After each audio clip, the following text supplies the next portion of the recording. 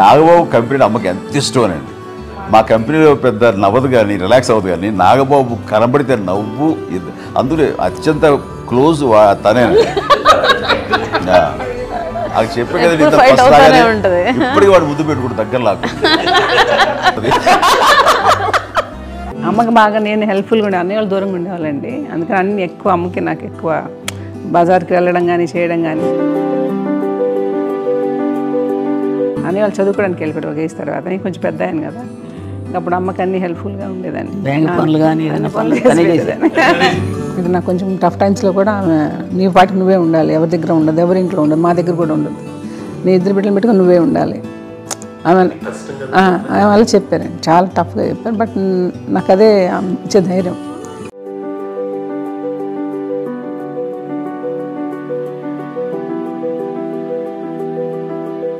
ఇండిపెండెంట్గా అట్లా ఒకరి దగ్గర ఉండొద్దు, నీ గౌరవం తగ్గిపోతుంది, ఎక్కడ ఉండొద్దు. అది చాలా నాకు చాలా ఇన్స్పైరింగ్ ఉండేది అమ్మ మాట్లాడి. నాకు ఒకసారి కొంచెం ఏదో ఒక డిప్రెస్డ్ ఇదేదో వస్తే అందరి నుంచి నేను ఏదో సెపరేట్ అయిపోయినట్టు ఒక సిచ్యువేషన్ ఏదో వచ్చినప్పుడు అమ్మ నన్ను పట్టుకుని she said I am there for you always. ఎవరు నో అన్నా ఎస్ అన్నా ఫ్రెండ్స్ కానీ ఎవరైనా సరే ఎప్పుడు కూడా అలోన్గా మట్టుకు అనుకోకు, నేనున్నాను నీకు. నాకు ఇచ్చిన సలహా ఏం లేదు, బట్ ద బెస్ట్ థింగ్ మా అమ్మ దగ్గర నుంచి హగ్ అండి. ఈరోజు కూడా మా అమ్మని హగ్ చేసుకోకపోతే అంటే అది నాకు మా అందరిలోనూ, అంటే ఆవిడ పెద్ద చదువుకున్న వ్యక్తి కాదు, పెద్దగా నా ఎక్స్పోజర్ కాదు, కానీ ఇవాళ అన్నయ్య కానీ విజయ, మాధవి, నేను, కళ్యాణ్ బాబు ఈరోజుకి టుగెదర్గానే ఉంటాం. కానీ ద ఇన్విజిబుల్ బాండ్ ఏజ్ మా అమ్మ ఇచ్చింది. ఆ లవ్ అండ్ ఎఫెక్షన్, హగ్ అవన్నీ ఆవిడ నాన్ వెర్బల్ అడ్వైజ్ ఏంటంటే అందరూ అలా కలిసి ఉండాలనేది ఆవిడ నుంచి మేము నేర్చుకున్నాం.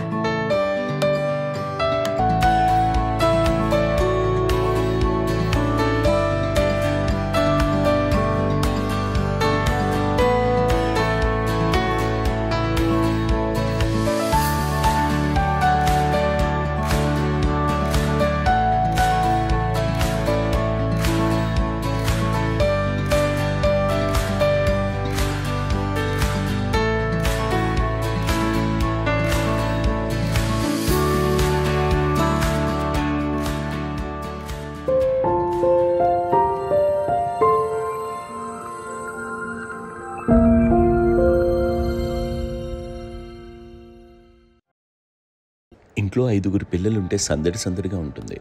ఈ 5గురు పిల్లల్లో ఎవరు ఎక్కువ అల్లరి చేసేవాళ్ళు?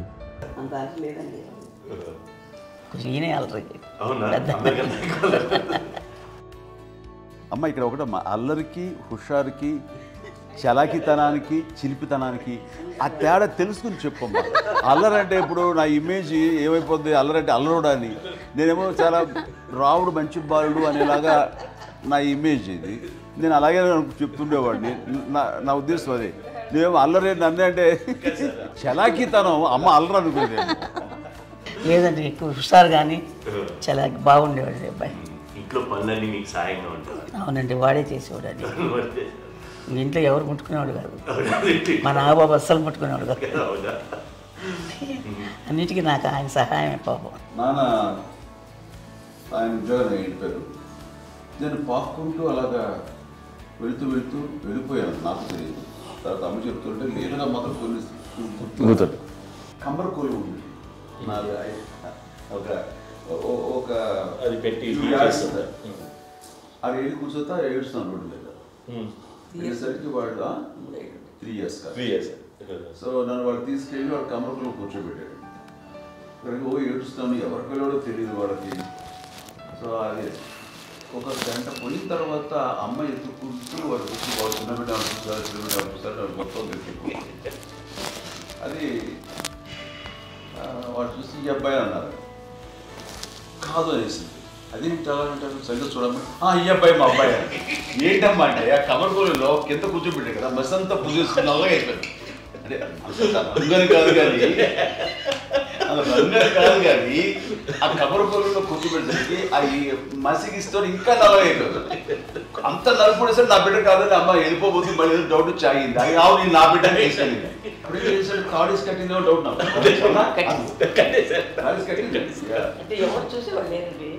అమ్మేమో అల్లరు అనుకునేదండి నాకేమో చిన్ననాటి మహాభాగవతంలో కృష్ణుడి క్యారెక్టర్ అనుకుంటాను ఆయన మహానుభావులు అయ్యే వాళ్ళందరికీ ఆ లక్షణం ఉంటుందేమో చిన్నప్పుడు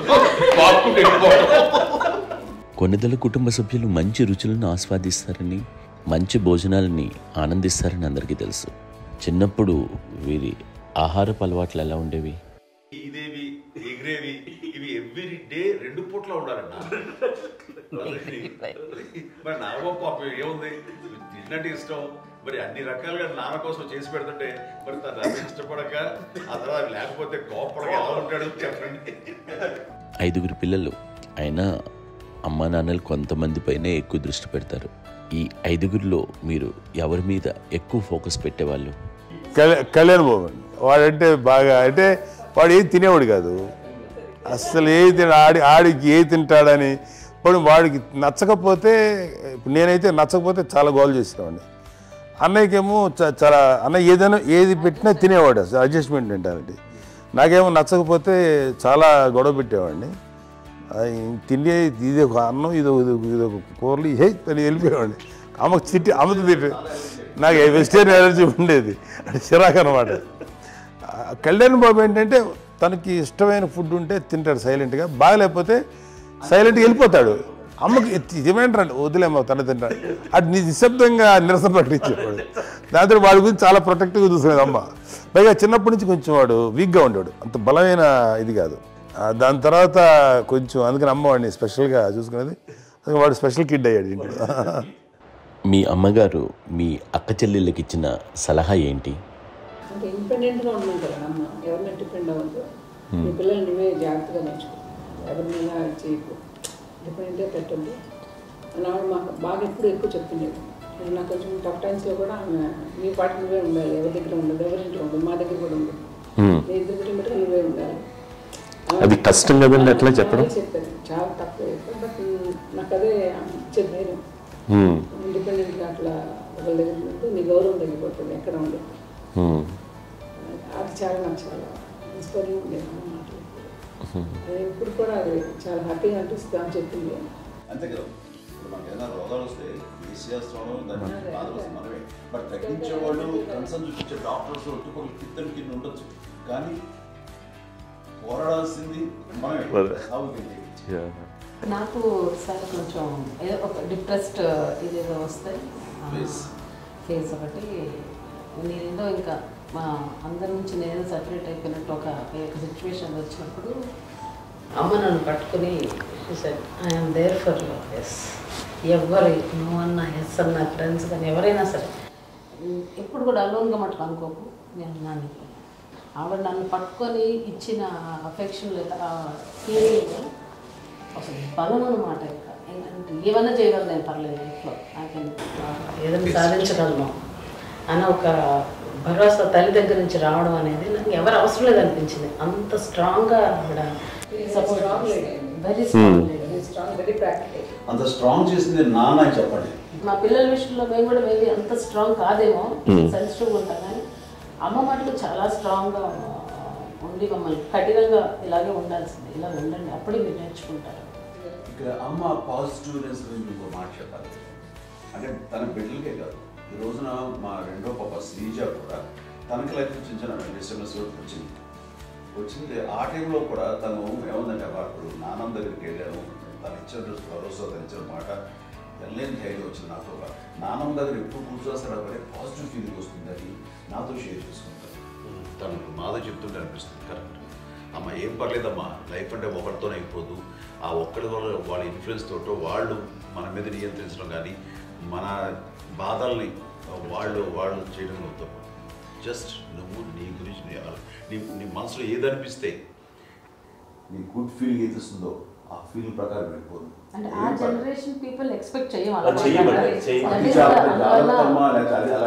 అలా కాదు, ధైర్యం ఉండి అందరికి ధైర్యం బాగా నూరుకొస్తారు. ఫాదర్ కూడా, మా నాన్నగారు కూడా అస్సలు ఎప్పుడు అనేవాళ్ళు, ఎప్పుడు మీరు పెట్టే చెయ్యి మీరు ఎప్పుడు పైన తప్ప తీసుకునేలాగా ఉండకండి, చేతులు పెట్టండి అనే అట్లాంటివి చెప్తుండేవాళ్ళు. అందుకని మాకు ఇట్లా ఇండివిజువాలిటీ మాకు బాగా, ఎప్పుడు కూడా ఒకళ్ళని అడగడం అని, ఈవెన్ బ్రదర్స్ని అడగాలన్నా కూడా మాకు అది పడిపోయింది మైండ్లో, కొంచెం కష్టంగా ఉంటుంది. సో నాకు అంటే ఆవిడ మా అమ్మ ఏదన్నా కొంచెం డిప్రెస్ అయినా నేను చాలా ఎక్కువ అమ్మకి షేర్ చేసుకుంటే, అన్నయ్య కూడా లేడు. అన్నయ్య ఉన్నప్పుడు ఓకే, లేనప్పుడు నేనే ఎక్కువ షేర్ చేసుకున్నాను. బట్ ద బెస్ట్ థింగ్ మా అమ్మ దగ్గర నుంచి హగ్ అండి. ఈరోజు కూడా మా అమ్మని హగ్ చేసుకోకపోతే అంటే అది నాకు మా అందరిలోనూ, అంటే ఆవిడ పెద్ద చదువుకున్న వ్యక్తి కాదు, పెద్దగా బయటికి వెళ్ళి ఎక్స్పోజ్డ్ కాదు, కానీ ఇవాళ అన్నయ్య కానీ, విజయ, మాధవి, నేను, కళ్యాణ్ బాబు ఈ రోజుకి టుగెదర్గానే ఉంటాం. మేబీ మాకు కొన్ని విషయాల్లో నాకు మా మాధవ్కి డిఫరెన్స్ ఆఫ్ ఒపీనియన్స్ ఉండొచ్చు, మా చెల్లికి, మా అన్నయ్యకి అట్లా ఉండొచ్చు, ఉంటుందండి ఫ్యామిలీ అన్న తర్వాత. కానీ ద ఇన్విజిబుల్ బాండేజ్ మా అమ్మ ఇచ్చింది, ఆ లవ్ అండ్ ఎఫెక్షన్, హగ్, అవన్నీ ఆవిడ నాన్ వెర్బల్ అడ్వైజ్ ఏంటంటే అందరూ అలా కలిసి ఉండాలనేది ఆవిడ నుంచి మేము నేర్చుకున్నామండి. అది ఇట్స్ ఇస్ నాట్ వర్డ్లీ, అది నోటి మాటకు కాదు, అది వెర్బల్గా కాదు, నాన్ వెర్బల్గా చెప్పినటువంటి ఇది. సో అందుకని అది మాకు గొప్ప, మేమందరం ఇప్పుడు అలా ఉండడానికి కారణం, అంత కలిసి ఉండడానికి కారణం, మెయిన్ కారణం మా అమ్మ అండి. అది సో అందరూ ఉండాలనేది మా అమ్మ అడ్వైస్. ఇప్పుడు కూడా నేను ఎప్పుడైనా ఏదైనా ఫీల్ అయినా, అన్నయ్య ఫీల్ అయినా, లేదు నాన్న అట్లా వదుకు, ఇట్లా ఉండండి, ఇట్లా ఉండి ఇప్పటికీ చెప్తుంది. మేము ఎవరైనా ఎప్పుడైనా మా చెల్లితో గొడవపడ్డా అనుకోండి, నేను అట్లా అనకరా అని, ఎట్లాగా అన్న ఏమో లేదులేమ్మా, ఏదో అన్నాను కానీ ఫీల్ అవ్వకమ్మా, మేమందరం కలిసి ఆవిడని అసలు టెన్షన్ పెట్టవండి మేము. సో అలా అది ఆవిడ నేర్పించింది. అలా కలిసి ఉండటం అనేటువంటి బాండేజ్ని ఆవిడ తన ఒక హగ్తో చెప్పింది. అన్నయ్య సినిమా చూడండి, జాదుకే చెప్పాను, అది మా అమ్మ దగ్గరే ఉందండి. శంకర్దాదాలో చెప్తాడు చూడండి. ఇప్పుడు మోడ్రన్ వర్డ్స్లో చెప్పాలంటే మీ అందరికీ ఆవిడ ఒక వైఫై లాంటిది. Yes, you can say that. Yes yes. ఇంకొక అడ్వైజ్ కట్టండి, అమ్మ విషయంలో నేను గొప్పగా ఫీల్ అయ్యేది, కానీ చాలామంది పెద్దలు రిటైర్ అయిపోయి విశ్రాంతి తీసుకుంటున్నటువంటి పెద్దలందరూ కూడా ఆచరించే విధంగా ఒక విషయాన్ని నేను గమనించాను. ఇప్పుడంటే నా దగ్గర ఉంటుంది కాబట్టి ఉన్నాను. అమ్మ విడిగా ఇంకొక ఇంట్లో ఉండేది, 9 సంవత్సరాలు నాన్నగారు పూర్వం దగ్గర నుంచి ఉండేది. 5 సంవత్సరాలు ఒంటరిగా ఉండి నన్ను బిడ్డలందరూ ఎవరు మానవ వెళ్ళిపోయారు, నేను ఒంటరి అయిపోయాను ఫీలింగ్ అమ్మకు ఎప్పుడు ఉండేది కాదు. తర్వాత బిడ్డలు ఆయా వాళ్ళ టైం బట్టి వచ్చి చూసుకుంటే సరిపోతుంది. అది వారమా, నెలక, 2 నెలక, అసలు ఒకసారి రాలేని పరిస్థితిలో ఉంటుంది. 5-6 నెలల పాటు ఇదే ఊళ్ళో ఉండి, పక్క వీధుల్లో ఉండి, ఎవరి పనులు వాళ్ళు బిజీగా ఉండి, ఎవరి షూటింగ్ వాళ్ళు బిజీగా ఉండి, ఎవరి ప్రొఫెషన్లో వాళ్ళు బిజీగా ఉండి, ఎవరి ప్రొఫెషన్లో వాళ్ళు బిజీగా ఉంది, తన సంసారం తను బిజీగా ఉంటాను. ఒకసారి అమ్మ ఏమి ఫీల్ అయ్యేది, ఏంటమ్మా రావట్లేదు, అది పట్టించుకోవట్లేదు ఏంటి అంటే, అంతేలేమ్మా అని ఇలాంటి నిరసన మాటలు కానీ, ఈసరింపు మాటలు కానీ, లేకపోతే న్యూనతాభావం కానీ ఇలాంటివి ఎప్పుడు అమ్మకు లేవండి. వచ్చారు అబ్బాయి ఏం చేసి పెట్టడా చెప్పండి అంటూ చాలా పాజిటివ్ ఉంది. ఇప్పటికీ కూడా తను సపరేట్ కిచెన్ మా ఇంట్లో ఎంతో ఉంటుంది, వేరే కిచెన్. ఎందుకంటే అమ్మకి మోస్ట్ స్ట్రెస్ బస్టర్ వచ్చేసినా, లేకపోతే ఏదో రిలీఫ్ ఏంటంటే తన కిచెన్లో కూర్చొని వండి అందరికి పెట్టాం. ఇప్పటికీ కళ్యాణ్ బాబు అక్కడక్కడ తిరిగేసి, ఎక్కడో చేసి, నిరసన చేసి, చేసి వస్తే అమ్మకి చాలా జాలి. ఆడేదో ఇంకా మేము గుడ్లా కష్టపడుతున్నాం, కానీ ఆడి ఎంతలో వెళ్ళేదో మీ టీవీలో వాటిలో అది ఎక్కువగా చూపించేసరికి వాడే కష్టపడతారు, మేము కష్టపడలేదు ఫీల్ అమ్మకి. అందులో వాడు రాగానే ఎలా వచ్చేసావా అని అమ్మ ఎక్కడ కళ్యాణ్ బాబు అంటే ముందు అమ్మను కానీ ఎక్కడ కళ్యాణ్ బాబు తను ఎక్కడ ఉంటాడో ఏమో ఉంటుంది తెలుసు. అది తెలిసిన తర్వాత ఎక్కడ తను వాడికి ఇష్టమైన బిర్యానీ అవి చేసి చక్కగా పంపించి అన్నీ చేస్తుంది. అట్లాగా బిడ్డలకి పెట్టడమే తప్ప బిడ్డల నుంచి ఈ వయసులో ఎక్స్పెక్ట్ చేయడం లేకపోగా కొంచెం పట్టించుకోవట్లేదు అనే ఒక న్యూనత భావంలోకి వెళ్ళిపోయి సైకలాజికల్ డిప్రెస్ అయ్యే మదర్ మాత్రం కాదు.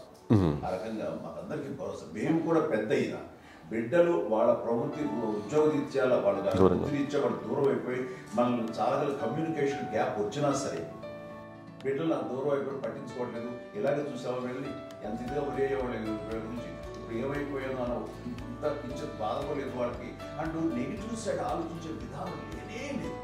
అది మా అందరికి ఎంత కంఫర్టబుల్ అంటే అంత ఎంత చూసుకోకపోతే మాధవ చూసుకుని మాధవ లేకపోతే నాగబాబు వెళ్తుంటాడు కడిగినప్పుడల్లా మా విజయ్ చూసుకుంటున్నది సరే నాకు కళ్యాణ్ బాబు తను చూసుకుంటాడు. ఇలా ఎవరో కూడా వెళ్తూ ఉంటాం. అమ్మ మాత్రం అది వెరీ గుడ్ హెల్దీ. నేను చాలా మంది తల్లిదండ్రులు చూశాను వాళ్ళు చాలా ఇబ్బంది పడుతూ ఉంటారు. పట్టించుకోవడం అర్థం చేసుకోగలము కానీ వాళ్ళు వస్తే బాగుంటుంది కదా అనేది ఉంటుంది. ఫీల్ అవుతారు. అవును, అలాంటి ఫీలింగ్ ఏం లేదు. పైగా బిడ్డలు వస్తే వాళ్ళకి ఏం చేసి పెట్టాలా అనే ఆలోచన. అది వెరీ హెల్దీ. చాలా మంది ఆచరించాల్సిన ఒక విషయం అనుకుంటాను. చిన్నప్పుడు అన్ని ఆనందాలేనా, మర్చిపోలేని దుఃఖాలు కూడా ఏవైనా ఉన్నాయా? అమ్మ చెప్పాలంటే ఓపికకి గృహిణిగా తన బాధ్యతలు నిర్వర్తించడానికి అండ్ అన్ని రకాలుగా టేకింగ్ కేర్. దీనికి ఒక మంచి ఉదాహరణ నేను చెప్పగలను. అది తలుచుకున్నప్పుడు నాకు చాలా ఉద్యోగంగా ఉంటుంది. నాకు చాలా కంటితలు వచ్చేస్తుంది. అమ్మకి మేము 5 బిడ్డలు అండ్ పురిట్లోనూ 1 year పెరుగో 2.5 years పెరుగో 3 బిడ్డలు చనిపోయారు. నాకు గుర్తెరిగి పొన్నూరులో నేను 6th class చదువుతున్నాను. 6వ తరగతి. అప్పుడు రమణ అనే ఒక అమ్మాయికి 3 years. రమణ అంటే మా ముగ్గురు మా ముగ్గురికి కంటే పెద్దది, మా కంటే పెద్దది, కళ్యాణ్ బాబు కంటే పెద్దది, మాకంటే మధ్యలో పిల్ల. తనకి అప్పట్లో మా నాన్నగారు ఉద్యోగం ఇచ్చా క్యాంప్కి వెళ్ళిపోతుండేవారు. ఏమి ఉంది నాన్న చెప్పాలంటే ఫుడ్లో కష్టపడేవారు. ఇంకా నాన్న చెప్పినట్టు కదా, నాగో చెప్పినట్టు. కానీ ఇంటి బాధ్యత, ఇంటి పనులు, రోగాలు వచ్చిన రుషులు వచ్చిన హాస్పిటల్కి తీసుకెళ్ళాలట ఏదైనా సరే అమ్మే పడేది. ఆ శ్రమ తీసుకున్న టైంలో అమ్మకి అసిస్టెంట్కి నేను సహాయపడుతుండేవాడు. అమ్మ చేతులు నాకు ఫ్రెండ్స్ ఆడుకోవడం అలా నిజంగా ఎప్పుడు నాకు గుర్తేది నాకు తెలియదు. ఫ్రెండ్స్తో తిరగడం అని ఎంతసేపు అమ్మ పట్టుకుని ఉండేవాడు. అలాంటి నేను ఆ పిల్లకి బ్రెయిన్ ఫ్యూర్ వచ్చింది. ప్రభుత్వ ఆసుపత్రి పొన్నూరులో ఆ పిల్లని చేర్పించినప్పుడు 2-3 days అయిన తర్వాత ఒక బ్యాడ్ న్యూస్ వినాల్సి వచ్చింది. తెల్లరికి కాన్షియస్ లేదు, పోయింది. ఏం చేయాలో తెలియదు. అమ్మ వయసు చిన్నదే. ఇద్దరు తీసుకుని ఆ బిడ్డల్ని ఒళ్ళో పెట్టుకుని శవాన్ని డెడ్ బాడీ రిక్షాలో ఇంటికి వెళ్ళాలి. ఇప్పటికీ నాకు గుర్తు ఆ విజువల్స్. అని నాన్నకి తెలియదు ఏ విషయం. నాన్న ఎప్పుడు వస్తారో తెలియదు, ఎలా కమ్యూనికేట్ చేయాలో తెలియదు. అది తీసుకుని వెళ్ళిన తర్వాత ఇంట్లో పడుకోబెడుతుంటే ఏం చేయలేదు. చుట్టుపక్కల ముస్లిం సోదరులు ఉండేవాడు ఫ్యామిలీస్.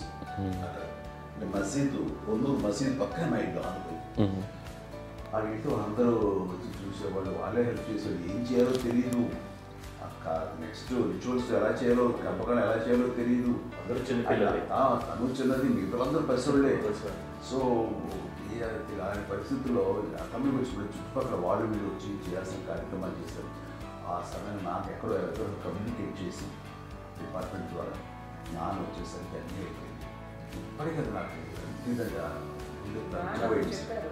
మేము ఇలా ఎన్ని పురుషులు ఎన్నుకుంటున్నామంటే ఎలాంటి ఇది లేకుండా జాగ్రత్త అనే ఒక హెచ్చరికలాగా చేస్తూ అండ్ వాళ్ళకి చాలా సపోర్ట్ చేస్తాను. అండ్ ఇప్పుడే సార్ నా మీద ఎంత నమ్ముకుంటే నేను ఏ నిర్ణయం తీసుకున్నాను మరో మాట. అండ్ తనకి హాస్పిటల్ అని పెద్ద ఫోబియా. నేను ఎక్కడికైనా వస్తాను హాస్పిటల్ రాను. ఈ మధ్యకాలంలో సరే అమ్మ మోకాల ఆపరేషన్ జరిగింది. అమ్మ నువ్వు కుంటుతో బాధపడుతున్నావు, అసలు ఈ రోజున వచ్చిన మెడికల్ అడ్వాన్స్మెంట్ నీకు అసలు ఏ బాధ తెలియకుండా మోకాల ఆపరేషన్ రీప్లేస్ చేస్తారు అని వీళ్ళందరూ చెప్పాలి భయపడతాను. ఎందుకంటే ఫస్ట్ ఎలా నాకు సపరేట్ అవుతాను ఎలా చెప్పాలి తెలియదు. ఒక్క వీళ్ళంతా కలిపి నీ మాట వింటావు, నీ మాట మీద నువ్వు చెప్తే వింటుంది. సరే నేను చెప్పాను అంతే. ఏదో నాగబాబు ముందు నువ్వు చెప్తే ఎలా అవుతారా సరే నీ ఇష్టం రా. లేదులే మా ఊరికి పర్లేదు అన్న. మళ్ళీ ఇంటికి వచ్చాక మళ్ళీ ఇంకొక తెప్పించి మిషన్ తెప్పించి మళ్ళీ టెస్ట్ చేయించి అందరూ బాగుంది ఏమి లేదు అన్న తర్వాత అప్పుడు పుస్తకంతో పడ్డాడు. ఏదో ఉంది మా అమ్మకి టెస్ట్ చేయించాలని చెప్పి శ్రద్ధ ఎక్కువ. మీ పిల్లలకి సంగీతం డాన్స్ నేర్పించారని విన్నాం, అది నిజమేనా? దానికేమో డాన్స్ నేర్పించడం కాదు, అది నేర్చుకోలేదు. నాకు వచ్చేసి ఇప్పుడు డాన్సింగ్ స్టార్ గా ఎదిగారంటే అది మా పెద్ద చెల్లి విజయ కారణం. అప్పుడు తనకి 5 ఏళ్ళు, నాకు 9 ఏళ్ళు ఉంటాయి. ఉంటుంది 10-11 ఏళ్ళు ఉంటాయి నాకు. బాపట్లనా? సో బాపట్ల చాలా చిన్నది, 5 ఏళ్ళు. నాకు ఒక 11-12 ఏళ్ళు. తను తీసుకొని గోడ మీద పెట్టుకోవడం అలా కూర్చొని చూస్తుండేవాడు. కూర్చుంటే అది నేర్చుకుంటుంది. నేను మానసికంగా నేర్చేసుకున్నాను. ఇప్పటికీ ఆ స్టెప్స్ ఏమిటి వేస్తారు అంతగా ఇప్పుడు తనకి తరబడతాయి. ఇంకోటి ఏంటమ్మా, నమో నమో ఎన్ని ఉన్నాయో సాంగ్స్ నేను నేర్చేస్తున్నాను అన్నమాట. 5 పిల్లల్లో ఎవరు ఎక్కువ పని చేసేవాళ్ళు, ఎవరు తక్కువ పని చేసేవాళ్ళు? ఏ పని చేయనండి, చేసేవాడు కదా అని అన్నయ్య చేసేవాడు. అన్ని పనులు అన్నయ్య చేసేవాడు. ఇక మా చిన్న చెల్లి పెద్ద చెల్లి ఎక్కువ చేసేది.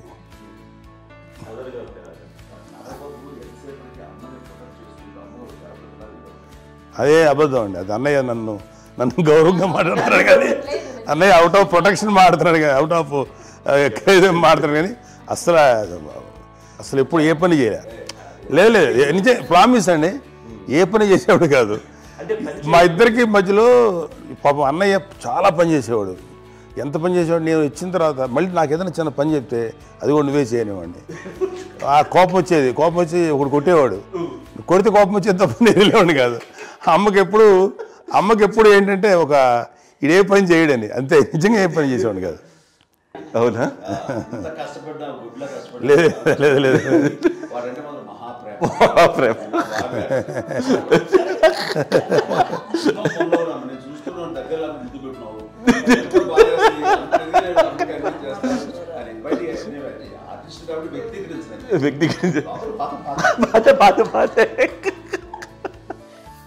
చిన్నది కాబట్టి చివరిది కాబట్టి తనంటే బుద్ధండి, నేను పెద్దోడు కాబట్టి నేను అతనికి ఎక్కువ కష్టపడింది కానీ మా నాన్నగారి చేతిలో ఎక్కువ అంటే నాన్న బాగా కోపం ఎక్కువ అనుమానించింది కానీ అన్నయ్య పాపం బాగా దొరికేసేవాడు పాపం. ఒకసారి అంటే మరి మాకే అనిపించి ఏంటి ఇంత దారుణంగా ఉంది నాన్న మీద కోపం వచ్చేది నాకు. నాన్న మీద కోపం వచ్చేది, ఆయన చేసి బాధ అనిపించేది. అమ్మాయి ఏమనేది కాదు. సరే అయినా సరే ఎప్పుడు కూడా పోనీ అంది చేసినా మళ్ళీ తను హైపర్ యాక్టివ్ అన్నయ్య ఫుల్. ఇప్పటికీ ఉన్నాడు. ఇప్పుడు ఈ రోజు కూడా అదే అన్నయ్య సేమ్ హైపర్ యాక్టివ్. యూజువల్గా పెద్ద కొడుకు కొంచెం అంటే సూపర్గా ఒక నిదానంగా ఉంటాడు అంటారు. బట్ అన్నయ్య దానికి జస్ట్ ఆపోజిట్. యూజువల్గా ఆఖరి పిల్లలు హైపర్ యాక్టివ్ ఉంటారు, అన్నయ్య పుట్టడమే భయంకరమైన హైపర్ యాక్టివ్. ఒకప్పుడు అమ్మాయిల్ని ఎక్కువగా బయటికి పంపించేవాళ్ళు, అబ్బాయిల మీద కూడా అనేక ఆంక్షలు ఉంటూ ఉండేవి. మీ పిల్లల్ని అలా ఆంక్షల మధ్య పెంచారా, లేకపోతే పూర్తి స్వేచ్ఛనిచ్చారా? అంటే మాకు మా నాన్నగారు కానీ మా అమ్మగారు కానీ అండి మాకన్నా చాలా బ్రాడ్ మైండ్ ఉన్న వ్యక్తులండి. ఎందుకంటే పిల్లలు ఎక్కడికైనా బయటకు వెళ్తే ఇప్పుడు మేమైతే భయపడిపోతాం. మా విజయ్ కానీ మా చిన్న చెల్లి అన్నయ్య నేను అందరం కూడా ఇవాళ ఉన్న పరిస్థితిలో వాళ్ళు ఎప్పుడు భయపడేవాళ్ళు కాదండి. ఎక్కడికి వెళ్తాను వెళ్ళని ఇచ్చేవాళ్ళు, లేట్ అయినా అసలు ఏమనేవాళ్ళు కాదు. లేకపోతే ఏదైనా మోటార్ బైక్లు వేసుకున్నాం, లేకపోతే కారులో ఎట్లా పడితే ఎట్లా వెళ్ళినా సరే ఏమనేవాళ్ళు కాదు. వాళ్ళు తెలియకుండానే మాకు ఒక ఫ్రీడమ్ ఇచ్చారండి. సో దట్ అదే ఆ ఫ్రీడంలో భాగమే అన్నయ్య కానీ ఇండస్ట్రీకి వెళ్ళాలంటే కూడా ఒక వ్యక్తి ఒక కొడుకు ఒక గొప్ప కెరీర్ని పర్సూ చేసుకుంటూ వెళ్తున్నప్పుడు నాన్నగాని అమ్మగాని ఓపెన్ మైండ్ తోటి అసలు నువ్వు వెళ్ళినా ఎంతకాలం వెళ్తావచ్చు, నువ్వు ప్రయత్నించని చెప్పి అలా వదిలేశారండి. అన్నయ్య కూడా ఏంటంటే మోస్ట్ రెస్పాన్సిబుల్గా వెళ్ళి చాలా మేజర్ అమౌంట్ అన్నయ్యకి కూడా పెద్ద అమ్మకు వందలు ఇచ్చేది కాదు. కరెక్ట్గా ఆ ఇన్స్టిట్యూట్లో చదువుకునేటప్పుడు ఎంత ఇవ్వాలో కరెక్ట్గా ఇచ్చేది. తనకి ఎక్స్ట్రా ఖర్చు పెట్టుకుంటే అంటే అట్లా ఉండేది పరిస్థితి. అంతే కదా, అంత జాగ్రత్తగా అన్నయ్య కూడా అంత రెస్పాన్సిబిలిటీగా రెసిప్రోకేట్ అయ్యి చేసి అందువల్ల మా అమ్మ నమ్మకం చూడాలి. మా అమ్మగారి మా నాన్నగారి నమ్మకాన్ని అంటే ఎప్పుడు అది వాడు ఇంత నమ్మకానికి 10 times ఇచ్చాడు. ఏ వయసెస్ వైపు కానీ ఏ అలవాట్ల వైపు కానీ ఎందులో ఇండల్జ్ అవ్వకుండా నాకు నేనుగా నియంత్రించుకుంటూ సరైన మార్గంలో వెళ్ళేలాగా నాకు వెళ్ళడానికి లోపల ఆ స్ట్రాంగ్ థాట్. అడగగానే వాళ్ళు రెసిస్ట్ చేస్తే ఇచ్చారని ఆపేశారు అని ఏదో చిన్న రిలక్టెంట్ ఫీలింగ్ ఉంటుంది. వాళ్ళ మీద చిన్న కోపం నిరసన ఉండేది. వాళ్ళ లేకపోవడానికి వాళ్ళ వెంటనే అడిగిన వెంటనే జాగ్రత్త అనే నిర్ణయం నీది, కానీ జాగ్రత్త అని హెచ్చరిక చేయడంతో నాకు మరింత బాధ్యత తిరిగి గుర్తు తిరిగి నేను నడుచుకుంటూ వెళ్ళాను. కాబట్టి అది నాకు ప్లస్ అయింది వాళ్ళ దగ్గర. అంటే మదర్ అంటే తల్లి అనే కాదు, మదర్ ఫిగర్ ఎవరిచ్చినా సరే అది నానైనా తల్లితో సమానం అనుకుంటాను నేను. నాకు చెప్పినట్లుగా అట్లాగా అలిసిపోయి వచ్చిన నాకు కాళ్ళు నొక్కుతుంటే నాకు భయం వేసేసేది. ఆ తర్వాత పడుకో గదవాయించేవాడు, అది కూడా కోపం. అంటే ఉదాహరణ అంటే మళ్ళీ అదే నాకు తిడతారు, ఎందుకు కాదు పడుకుని ఎక్కడ నిద్ర వస్తాయండి నాన్న అంటే. సో ఆ రకంగా నాన్న తన ప్రేమను చూపిస్తుంటాను. ఆ తర్వాత గోండా టైప్లో కూడాను నేను ట్రైన్ కింద వెళ్తుంటే నాన్న అక్కడే ఉన్నారు, రాజమండ్రి దగ్గర ప్రాంతంలో.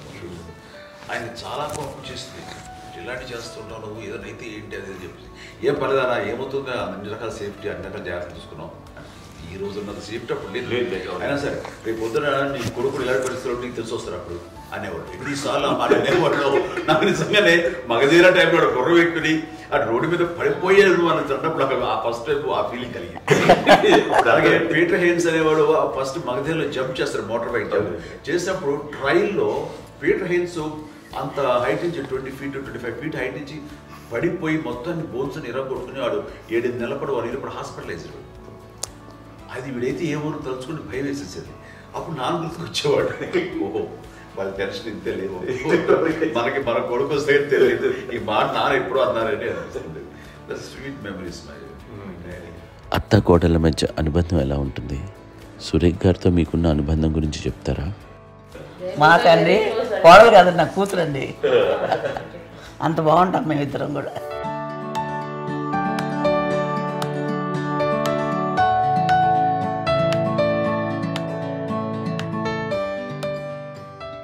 మీది ఒక అందమైన ఉమ్మడి కుటుంబం, అందరూ కలిసి ఉంటారు.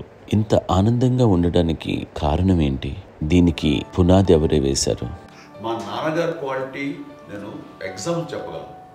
అమ్మ వాళ్ళ ఇంట్లో పెద్దది, వాళ్ళ నాన్నగారు అంటే మా తాతయ్య గారు ప్రొహిబిషన్ డిపార్ట్మెంట్లో సిఏగానే ఎస్ఐగానే చేశారు. ఏదో మా ఇన్స్పెక్టర్ సిఏ చేసి ఆయన కాలం చెందారు. చాలా ఎర్లీగా 48 years చచ్చిపోయారు. 40 దాదాపు 40 సరిపోతే ఆయనకి అప్పటికి అమ్మ కాకుండా 4 బిడ్డలు. అమ్మ తర్వాత అబ్బాయి తర్వాత 3 ఆడపిల్లలు. వాళ్ళు ఏంటంటే రాకరావడి నాగబాబు కంటే కూడా చిన్నమ్మ, అది ఆ వయసు అంత చిన్నవాడు. అమ్మ మా పిన్నమ్మని నాకంటే చిన్నవాడు. అలాంటి పిన్నమ్మల్ని ఆయన వీళ్ళ నాగ చనిపోయిన తర్వాత తన ఫ్యామిలీ అంతగా నాన్న పెంచారు. నాన్న కూడా అరాపురా శాలరీ మీద బతికేదే తప్ప కూడా కాదు. సో తనకు మిగిలిన దాంట్లో మళ్ళీ ఆ ఫ్యామిలీని చూసుకోవడం, మా అమ్మమ్మని చూసుకోవడం, వాళ్ళ మంచి చెడు చూసుకోవడం. వాళ్ళకు ఇల్లు మాత్రం ఉంది మొబైల్తూరులో.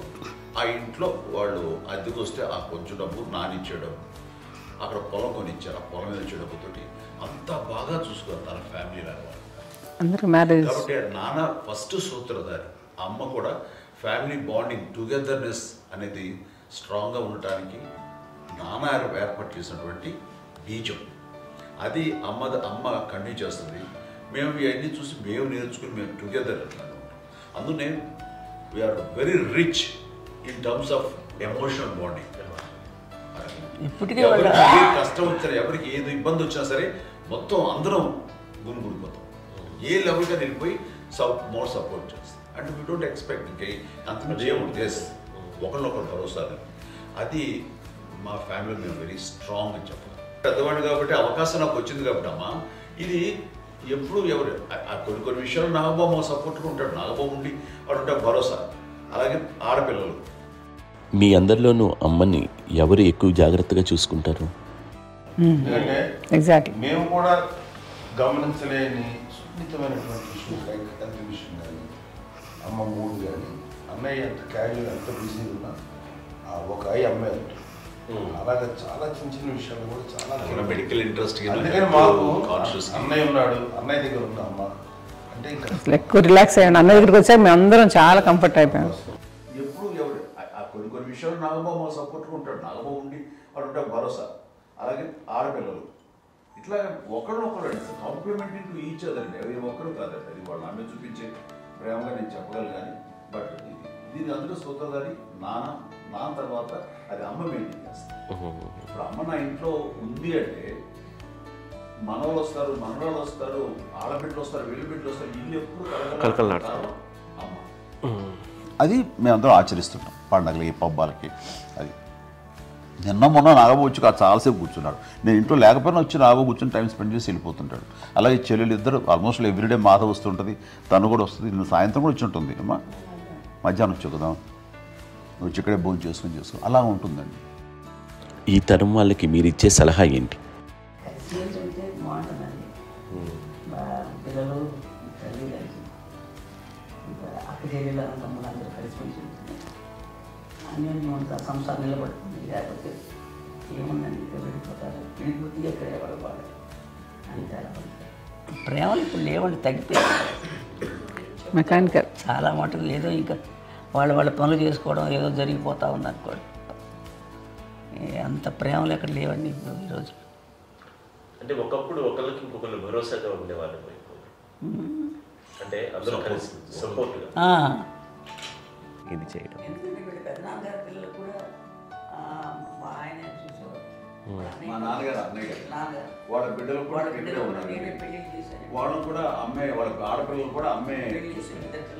చూడండి నాన్న ఎట్లయితే తన చెల్లెలు చూసుకున్నారో అట్లే నాన్న తరపు అమ్మగారి పిల్లలు వాళ్ళు చనిపోయారు జడ్డి గారు. వాళ్ళ బిడ్డలకి పెళ్లిళ్ళు, పేరెంటాలు అన్నీ చేసింది అమ్మాయి.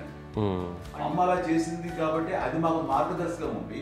ఇప్పటికీ వాళ్ళు కొంచెం ఒక మాదిరి పరిస్థితి ఉంటే వాళ్ళకి ఇల్లు కూడా పెట్టడం కానీ వాళ్ళకి తగిన సహాయం కనుక ఎవ్రీ మంత్ మా పెదనాన్నగారి అమ్మాయి వాళ్ళు ఆల్మోస్ట్ 70 వాళ్ళకి ఎవ్రీ మంత్ మా ఇంటి నుంచి మొత్తం వెళ్ళిపోతాం 10,000-15,000 ఎన్నో సంవత్సరాలు వెళ్ళిపోతాను. బ్యాంక్ పేరు వచ్చేది ఫస్ట్ అదంతా కూడా మా పెద్దలు వచ్చింది. వాడు కూడా వచ్చి అమ్మని అంతా ప్రేమలో చూస్తారు, ఇష్టంగా చూస్తారు. అమ్మ ఇందాక చెప్పినట్లు ఇచ్చే మెసేజ్ ఏంటి అన్నది అమ్మ మాటలో చెప్పాలంటే బంధాలు, బాంధవ్యాలు అన్నది ఎనలేని ఆస్తిపాస్తులు. సో ఎలాగైతే డబ్బు ఎంత సంక్రమించింది, ఎన్ని ఆస్తులు వచ్చాయి ఫిజికల్గా అనే దాని మీద కంటే కూడా ఇవి ఆస్తిగా తీసుకుంటూ దీన్ని విలువ ఎరిగి, గుర్తెరిగి, దాని ప్రభావం తెలుసుకుని అది కనుక మనం ఇచ్చుపుచ్చుకుంటే ఫ్యామిలీలో అంటే దాన్ని మించినటువంటి గొప్ప సంపద. కష్టాలు వచ్చినప్పుడు డబ్బు తీరుస్తుంది కాదండి, కష్టం వచ్చినప్పుడు ఒక భుజం తీరుస్తుంది, ఒక చేయూత తీరుస్తుంది. అది మన బ్లడ్ రిలేషన్ మనలో మనకి అది ఉండటం అనేది అదృష్టంగా ఫీల్ అవుతుంది. అంటే ఒకసారి అమ్మ చూసి నాకు ఎందుకు అనిపిస్తుంది అంటే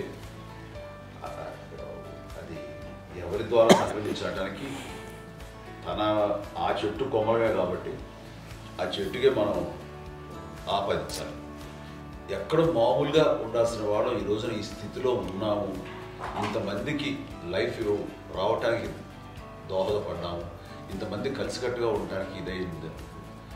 అమ్మని చూస్తుంటే నాకు ఎవరు చూస్తుందంటే అబ్బా ఇలాంటి జన్మం మనకు ఎవరికైనా ఉంటుందా, ఇంతమంది మనుషుల చేత కొలవబడేవాళ్ళు, ఆరాధింపబడేవాళ్ళు, అభిమానించబడేవాళ్ళు, ఇంతమంది నా వంశం, నా సంపద అని అమ్మ ఫీల్ అంత గొప్ప ఫీలింగ్ ఎవరికి ఉంటుంది. మా చెల్లెలు కూడా వస్తుందని అనుకోవట్లేదు, సూర్య కూడా ఉంటుందని నేను అనుకోవట్లేదు.